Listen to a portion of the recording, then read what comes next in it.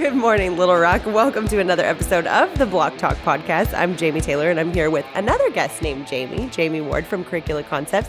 I'm thankful that you're here. So please tell our listeners your name and kind of where you came from as far as area of Arkansas or where you're from and what you're up to. Sure. Thanks for having me this morning. Of course. I'm Jamie Ward, like you said. I live in Greenbrier, but have worked in all over the state, really, for many, many years now. So my focus is on early childhood education, working with young children, so birth to 5, and their families, and the educators who care for them every day.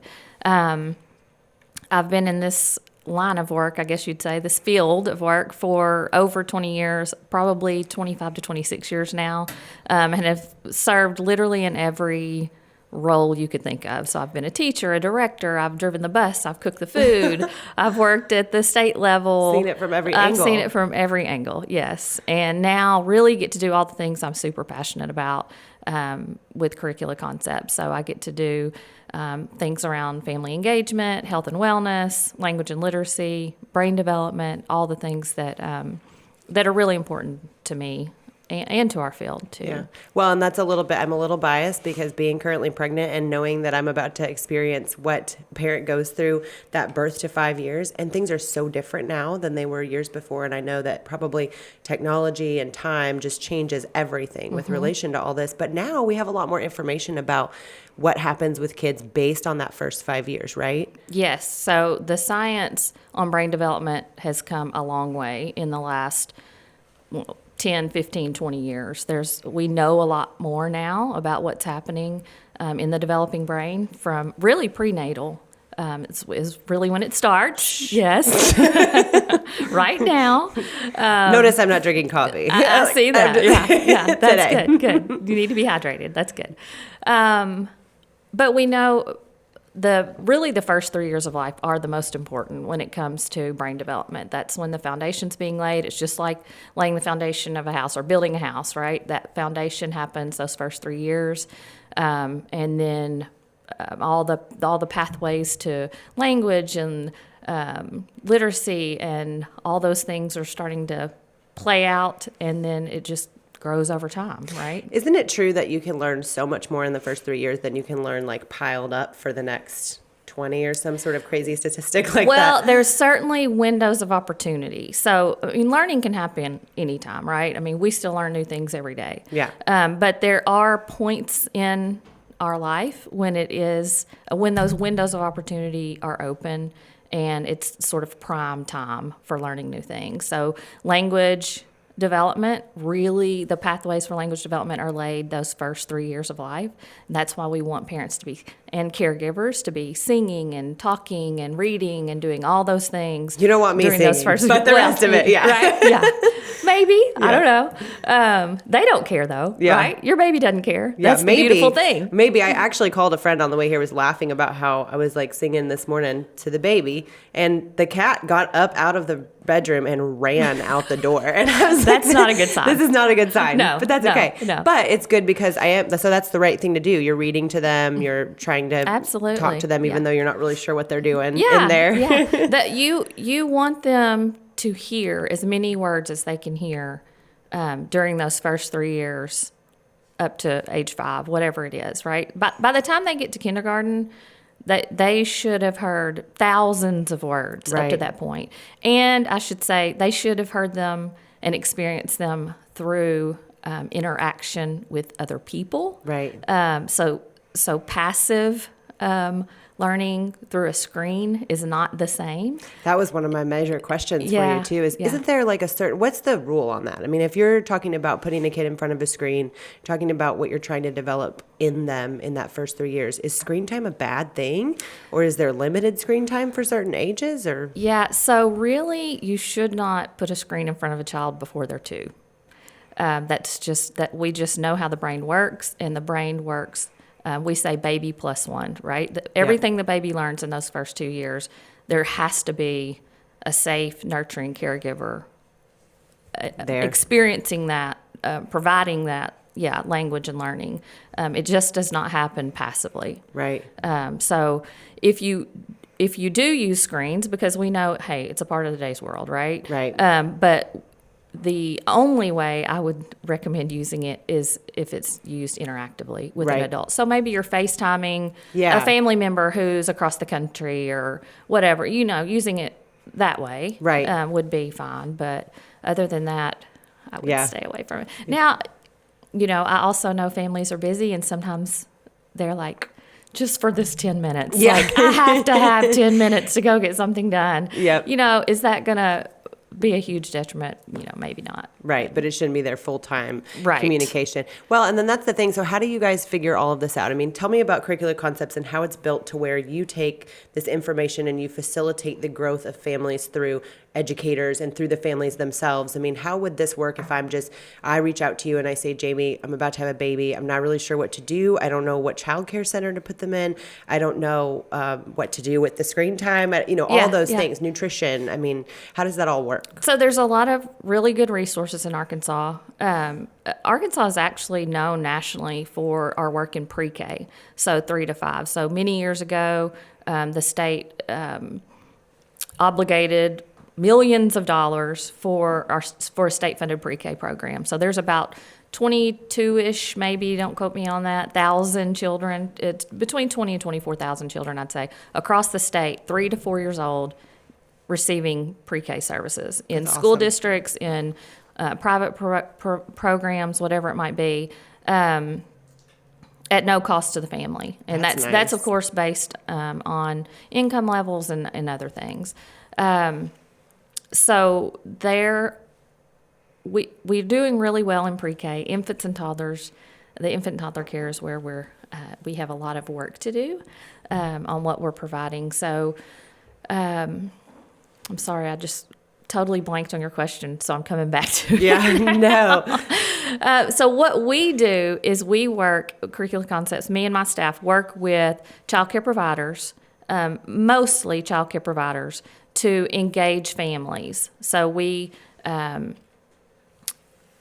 really now, just from presenting at conferences and just because I've been in this work for so long and my staff have too, we just know people and they sort of know that we're a resource to them. So they'll reach out to us or we'll reach out to them and offer professional development and training. We're constantly writing new things based on research as it comes out around how to engage families, what's important to families. I mean, we do a lot of work with families around building social connections because we know how important it is to be socially connected. I mean, the opposite of that's being isolated. Right. And as a parent, that's not dangerous. a good place to be. It's dangerous. Yeah. I can tell you from experience. So it that's, really is. And that's one of the things is when you talk about community engagement, family engagement. So what you're doing is giving an opportunity to families to have this resource, but also to find within their own community people that they can lean on and talk to and Absolutely. sort of create a community around to raise these kids. Yeah, so we'll bring them in. One model that we use, it's a cafe model. So there's lots of different cafes. There's policy cafes and all sorts of cafes. But we use this model where we go into a child care facility that may be in a school district or it may be a private program. And the beauty of this model is it's not just parents, or I hate to even use the term parents anymore because we have Caregivers. family members, I mean, aunts, uncles, grandparents, great-grandparents caring for kids, right? And so it's, I would dare say, never just parents in a room. Right. It's a family member or a caregiver. But we do these cafes with staff from the child care program and families. So not only is it giving the opportunity for staff and families to build connections together, because a lot of times it's just pick up and drop off, right? Right. Here's my kid, have a great day, I'm back to get them. And that's it. Yep. And if There's not a lot of interaction there. Yeah. And if you don't have that positive relationship built between those two people, it makes it really challenging. If you had to have a difficult conversation about anything, right? Yeah. I mean, it's just human interaction. Well, and it seems kind of crazy because you're talking about people that are taking care of your kids all day long. And it's funny because right now, I mean, with one of my children, he's in 6th grade. So I'm seriously like in touch with his teacher all the time. Like, Right. did you see him do this? But it's easier because he can talk and do things, as a baby, there's no advocate for them. And under 5 years old, there's really no advocate besides the educator and the caregiver. Right. Right. So you're connecting them and giving them resources. And Yeah. when you say that, you're also giving educational resources to the provider, right? Yes, Absolutely. So we do a lot of training specifically for the early educator. So right now we're really focused on just the piece of why is it important to engage families and to sort of be that hub for them to get the resources that they need, right? They're there every day. Their child's there every day. So what can you do? And sometimes it's so far off their radar because they're literally just trying to make sure they have enough staff in the classroom, make sure, that things are rolling like they need to be, that they're just not thinking, oh, what can I do to better support my families, right? Right. So we try to give them some tips and ideas for things to do, like do you have a little coffee pot you can set up, and when they're coming in and out, they could stop and grab a cup of coffee and chat with another parent real quick and figure out that so-and-so's going through the same thing I'm going through. Oh, my gosh, I felt so alone. I had no idea. I mean, we hear that literally every time we work with families. I mean, if you think about it, kids with dietary restrictions would need other parents to talk to about how to deal with the allergy thing. And if you're dealing with a bedwetting situation and you can't get past that and you maybe need another parent to give you insight on what they did. My mind's kind of working around all of this now and thinking, what a great idea. So if you're a parent or if you're a daycare provider or early pre-K provider, basically anyone that's dealing with children from birth to 5 years can reach out and find out what Cirricula Concepts and you specifically can do for them. Yeah. We're doing a lot right now around health and wellness. So there's one of my staff is a certified yoga instructor, and so we're doing yoga in the classroom sessions. She and I were both certified last year on trauma-informed yoga. So what's that? So that is thinking about children who've experienced trauma in any form. Right. And so we go in and we teach. Right now, we've written a 2-hour session for educators on this. And this is what's really getting into some of the early elementary grades. We've had some interest from some principals to come in and do this session with them because our certification is for age 3 to 18 years for children. But so we go in and talk about trauma, like what is trauma, what's it look like? You know, there's all sorts of stresses, and they all have different impact, right, on our developing brain. So there's positive stress. So like you're getting ready to come on a podcast for the first time, and you're a little bit anxious, right? That's okay, right? Yeah. That's a positive stress. We want to have those feelings, right? And get past them, work through them, figure it out, right? But there's also on the opposite end of that spectrum, there's toxic stress. And a lot of our babies experience that level of stress, whether it be physical abuse, neglect, abandonment. Whatever it is. And so toxic stress is really when you have those experiences and you don't have a nurturing, safe caregiver to help buffer those things. Right. And so what we're talking to educators about is how do you, first of all, what is trauma? What's it look like? How does it manifest in behavior, right?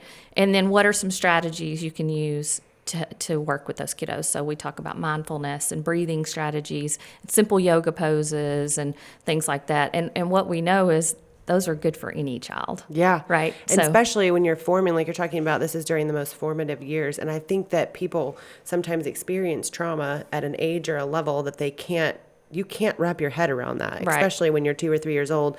You can't wrap your head around abuse, right? So if you have some way to figure out how to handle it, or at least, like you said, handle the manifestation of that stress, then that's going to equip you for a lifetime to be able to deal with that. That's an incredible asset to educators and parents and children and caregivers. Yeah, we have. It's funny when you talk just to adults in general, not just early educators, but and remind people that sometimes we ask things of 2-year-olds, 3-year-olds, 4-year-olds, and 5-year-olds that we can't do ourselves. No. When you were saying this, I was like, I wonder if I could sit still for 5 minutes. Right? Yeah, I mean, it's one of those things. I tried practicing meditation. It took me 2 years to get through the first one. Yeah. Or to wait in line. Right? I mean, how many adults have you seen in line at Walmart that were not irritated and agitated and distracted? And thanks a lot, Amazon. All those things, right? But yet we're asking kids every day to walk in a straight line and not touch anybody and hold a bubble in their mouth and, or sit in a lunchroom and not talk to their friends. How many times have you gone out to eat with friends and sat in silence. No, and that's right. I actually did think that one time when my son was like, well, Yeah. we're not allowed to do that at Yeah. school during lunch. I was like, what? Like, Yeah. they should send you out in a field and just let you run. Right. Now, I do think you have to, there should be rules, right? sure. And you have to keep the volume down and all those things. But that's just something I can't wrap my head around that. Yeah. Well, so what get you, because I know how you we talked a little bit before the show about how you got into it, but as far as what you're passionate about, that was one of the things you mentioned, that you really get to focus on the things you're passionate about. What are those things that you would say are the things that bring you the most joy in your endeavor to create this opportunity for families? Yeah. So a couple of things have happened over the last few years, 2 or 3 years, I'd say, that have allowed sort of my personal passion and my work life to collide, which has been really nice. One is just my work with families. I mean, I could tell you story after story after story about these things that events that we have with families and the things that they say, like, oh my goodness, like I feel like I've just been in therapy for an hour, and really we're just letting them talk. Yeah. We're just facilitating conversation around intentional topics, but we're just really giving them the space to talk. That's been one thing that's been super powerful. And then the other piece of the work that has me really excited is the stuff we're doing around health and wellness. So we are working, we have a 3-year project that's just starting right now. Right now we're working in Pulaski County and Jefferson County, and we're recruiting childcare programs or school districts that have pre-K and younger to participate in these learning collaboratives where they'll come together 4 or 5 times in a year, and they'll learn about physical activity, about nutrition, screen time, breastfeeding support, and infant feeding.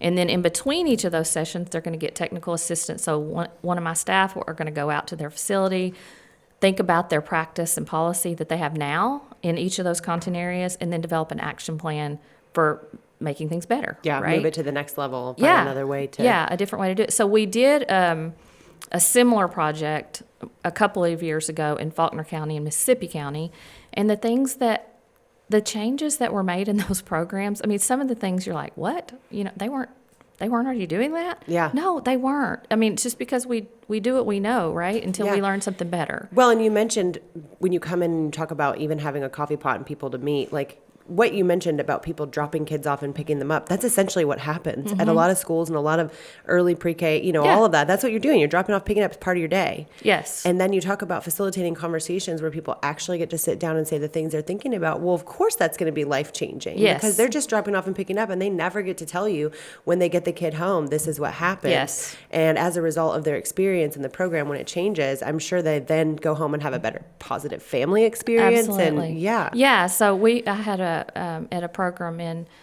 I won't say where it was, but I had a participant, this has been a couple years ago, and she was a grandmother, and she was caring for her little granddaughter, and so she came to this conversation that we were having, and I can't even remember what the topic was at the time, but we always open with,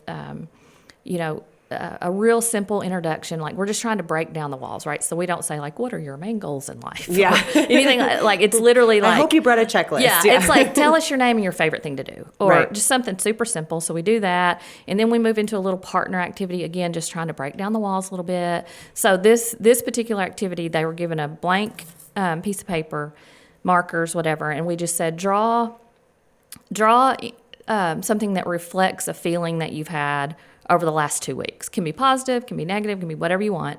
No words, just draw the picture. And then the partner activity was the partner had to try to guess what the feeling was. So I'm walking around, and this grandmother had picked up just a gray marker and just drew a box on her piece of paper. And so I said to her, I'm going to need to know more about that. Yeah. Like, I want to know more about that, But I didn't have a relationship with her yet. This was my first time in their program, so I wasn't going to ask her to share unless she felt comfortable to do so. And so we moved on, and a couple of people wanted to share because it was so fun, what they had felt over the last week or two, whatever. Anyway, finally, towards the end, she sort of raised her hand and said, okay, I want to tell you what this means. And I was like, okay, what's it mean? Yeah. And she said, this represents a box, an empty box, and this is how I feel.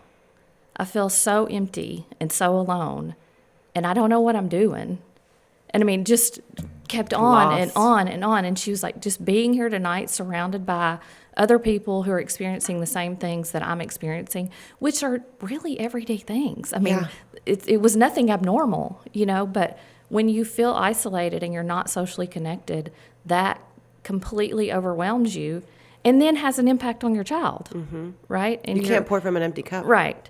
So that I said to her, I said, can I please keep your piece of paper? Like, I just need to keep that just as a reminder of why we do this work. Yeah. And why it's so important. And of course, she said yes, and I still have it to this day. Yeah. 'Cause And what it an is- incredible example of what you're doing, because you're bringing communities together, one parent and family and developer and Yeah. educator at a time, Yeah. because that's what they really need. It is. And people always talk about how it takes an entire community to raise a kid. And you're right, because it's like most of their time is spent with their educators, right? Yeah. It's not even spent, like my kid Yeah. spends more time at school than he does with me awake. I think we did some math one time, and it's like if a child goes into care at 6 weeks, 8 weeks, 12 weeks, until they go to kindergarten, they spend like 11,500 hours in care with That's a lot someone of time. other than their parent. Yeah. Right? And it's crazy to think about not having a close relationship with that person. Like when you throw it at me like that, it's like, oh, this needs to be my best friend / my mom, cousin, sister, uncle, like somebody that's really close Yeah. to me. But these people are, they're just trying also to make a living, and this Yes. is their job, Yes. and they So have to. that's another part of my work. So I do a lot of work, like systems level work, and so over the last 10 months or so, I've been working with a group. There's 4 of us sort of lead partners, and then we've got a collaborative of about 70 people who've been looking at policy and practice just within the state around educational things, health, mental health, home visiting services. We do have great home visiting programs in Arkansas. So we've looked at, like, what are we providing as a state and where could we improve? And we actually got to present at the first Early Childhood Wellbeing Legislative Caucus in January Nice. about some of what our findings are. But part of that work was looking at our early childhood workforce. And I worked with UAMS a couple years ago to do 2 workforce studies. So we studied. We had one study where directors answered all the questions, responded to all the questions, and then another where staff answered questions. And so, the data tells us everything we already know, but Confirms. but to have it on paper and to be able to share it with policymakers and people who can make changes is really helpful. Yeah. We know that like 35% screened at risk for depression. That's not, of course, a diagnosis or anything, but it does show the Precursor, stress yeah. that they're under. It's because they make range $19,000 to $29,000 a year, and if you're in a classroom with infants and toddlers, you make at the low end of that. When in fact, that's where I tell teachers all the time, the teachers in infant classes are literally molding the brains. Yeah. Like they literally are holding the brains and molding them It through makes their me- interactions and experiences with those babies. Well, it's kind of a well-known thing that teachers don't make really as much money, but then you're talking about even below regular Even less. teaching. Yes. And that's the most important time for the brain to be developed. Yes. So that makes Yeah. it makes a lot of sense to be able to present that to legislative Yeah. bodies and Yeah. be like, hey, we need some help with this. Yeah, because I mean, it's- 50%, I think it's 50% that responded that they're food insecure. 50% don't have medical or dental insurance. I mean, the like I said, it's everything we know. They're undereducated, they're underpaid, and they're stressed. Yeah. I mean, they've got a lot of things going on. Yet we're asking them to just shape the brains to of shape everyone. the brains Yeah. of our future, right? Yeah. So and it's- then wonder why there's yeah. things going a little bit haywire later Yeah. on when we can't get these, people And healthy. so now what we're really trying to get people to focus on is that the early childhood workforce is the foundation for all other workforce. Yeah. Like if you don't have good quality care for people to be able to take their babies and their toddlers and their pre-K kiddos, then it's going to be really hard to bring new business into your community because that's what families want and need. And right now in Arkansas, only 10% of infants have a high-quality childcare slot. That is not enough. That's not acceptable. No. Right? So there, and I don't mean to be so gloom and doom. There is a lot of work that's happening to try to make that better. And certainly when we presented at the caucus, and I know that there are many legislators who their ears are open, right? I mean, right here in Little Rock, the mayor has an initiative now for, I don't know if it's prenatal to 5 or birth to 5 or I can't remember exactly what he's calling it. So he sees the light, right? And people on his staff do. And so I know they're making a huge push here in Little Rock to think about all the things that affect young children and their families. So it's not just education and health, it's mental health services, it's housing, it's everything that can impact their growth. So yeah. Well, you're doing some powerful work, and I'm super thankful to Clay for connecting us. I am too. Yeah. He's a pretty good Clay, guy, shout isn't he, out. right? Yeah, he's all right. Yeah, he's all right. He'll he do. left us, so we're not going to give true. him too big of a shout That's out. true. But I'm thankful that he did connect us, because now I have not only a resource, but I feel like also what we could do with our listeners is let them know that you are recruiting right now in Jefferson County and Pulaski County, Yes. looking for people who are in need of your resources and that Absolutely. connection. So if they're an educator, if they're a family, they need to reach out to you at Cirricula Concepts, and we'll make sure that we put your contact information Yes. out there, if that's all right. Yeah, and by the end of 2020, we're going to have some online courses that'll be available, hopefully for both families and for early educators. So hopefully that'll be helpful. We just want to be a resource to folks. I mean, things are changing constantly. New science is coming out, all the time about what's happening during those earliest years. And so we want to take that and tell people what that means, right, for the kiddos that they're raising or caring for. Don't be surprised when I'm texting and calling every 5 minutes about well, I know what you said about screen time, but what do I feed him? And I was telling you before the show, everything has changed from the first time. So I have no idea what to wash his clothes in or how to, it's just all so much. And I'm not asking Facebook because. Yeah, you could go off a deep cliff. Yeah, there. I don't want to do really, that. Really No quick. opinions, just facts. Yeah, one thing I just want to mention before we close is because I tell this to every time I do a training, I tell the teachers that I'm working with or families, whoever it is, it only takes one person. It literally takes one person who unconditionally, irrationally loves a child. Right? You can probably think in your head right now of one person, right? And you know who that, you have a lot of people that love you, right? But there is one person who is just irrational about their love for you. And that's all a child needs is that one person. And so I tell teachers all the time, you can be that one person. Yeah. You can be it. Or family members, whoever. But a lot of times we know that children are coming to us for care, and that may be their safest spot, right? That may be where they're getting all their nurturing and their love and their attention and so their validation. Yes, and so they have so much power, and I want them to realize that. Yeah, and then use it for good. Yes. So, well, I really appreciate you coming on the show, and I just can't thank you enough for your time and for your work, because you're shaping the next group of people that we're going to be taken care of by. Yeah. I tell people all the time, our work will never end, right? No, I should feel pretty secure. Yeah, pretty secure because it'll take a long time. Well, and it sounds like spread the message. And instead of even the doom and gloom, I look at it like there's a lot of hope, because there's a big, huge future of things that are going to change, and that we can link together and link arms as a community. Yes. And build up, what's going on with our kids and our little kiddos. And I'll definitely be reaching out for sure. Yeah. And I'll definitely contact everybody I know that's in that Pulaski and Jefferson County area and see what we can do about getting more people involved with these programs. That's great. Thank you so much. Thank you. Thanks I appreciate you being on the show. Yeah. Of course. Thanks, Jamie. Thanks. Little Rock, we're out.